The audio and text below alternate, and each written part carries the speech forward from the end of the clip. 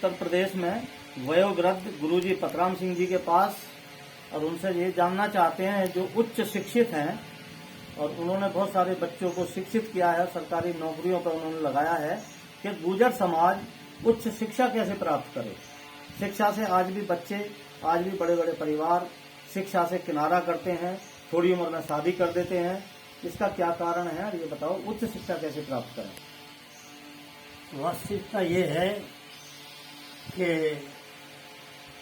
गुर्जर लोग शासन के खिलाफ रहे हमेशा। मुगल काल में रहे तो मुगलों के खिलाफ, अंग्रेजों के काल में रहे तो अंग्रेजों के खिलाफ। इसलिए गुर्जरों को इन्होंने शहरों के नज़दीक से बसने के बजाय जंगलों में, वनों में, खादरों में, जहाँ आने जाने के साधन नहीं है तो वहाँ बसने पर मजबूर कर दिया। इसलिए गुर्जर जहाँ मिलेंगे वन में मिलेंगे, खादरों में मिलेंगे, नद जहाँ रास्ते नहीं है वहाँ मिलेंगे। जब इतने अंदर रहे, फिर जब मुगलों का विरोध किया, अंग्रेजों का विरोध किया, शासन का विरोध करने वाले आदमी कभी देशभक्त नहीं, वो तो गद्दार कहलाते हैं, चोर कहलाते हैं, डकैत कहलाते हैं। इसलिए गुर्जरों को अंग्रेजों के ज़माने में भी क्रिमिनल टाइप एक्ट अपराधी जाति में रखा गया।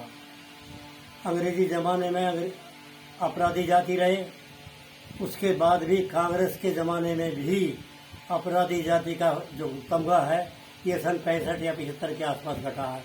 तब तक हम लोग अपराधी जाति कहलाते थे। हम लोगों का देहात में जाना वर्जित था।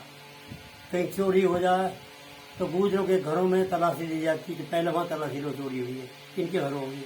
तो हमको चोर का तय कर दिया, शिक्षा से दूर कर दिया, शिक्षा के केंद्र से दूर हो गए तो हमारी शिक्षा नहीं रही। हमारे तो सिर्फ हमारी ईमानदारी और हमारा शारीरिक बल जो कुछ था उसने हमारा साथ दिया। शासन ने हमें कोई साथ नहीं दिया। अब भी ये जो उनके नाम से कटा है अपराधी जाति के, वो अब कटा है, कांग्रेस के ज़माने में हुआ है कटा है। ये भी हम उसी निगाह से देखते रहे।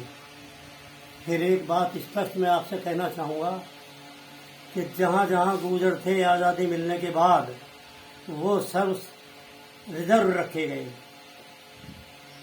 एमपी का क्षेत्र है वो रिजर्व, एमएलए का क्षेत्र है वो रिजर्व, और वहाँ जहाँ जहाँ गुर्जर है वो रिजर्व रहे।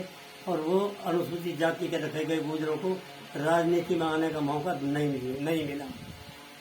शिक्षा तो शिक्षा क्या, राजनीति में आने का भी मौका अब तक भी हम लोगों को नहीं मिलता है। अब भी यही ख्याल करते हैं कि अपराधी हैं कि क्रिमिनल टाइप एक्ट जो है रामचंद्र विकल किनकी सेवा से कटा, अब कटा है अंग्रेजी जमाने में आने के बाद, इससे पहले नहीं था। अपराधी जाति धीरे शिक्षा से दूर रहे। लेकिन ये भी मैं कहूँगा कि इतने पिछड़े होने के बाद, इतनी गरीबी कर्ज के दिन काटने के बाद, इतनी निगरानी के बाद, जमींदारों के उत्पीड़न के बाद जितनी गुर्जरों ने तरक्की की है इतनी शायद किसी और काम ने नहीं की। इतनी ज़्यादा तरक्की गुर्जरों ने की है, किसी कौम ने इतनी नहीं की है।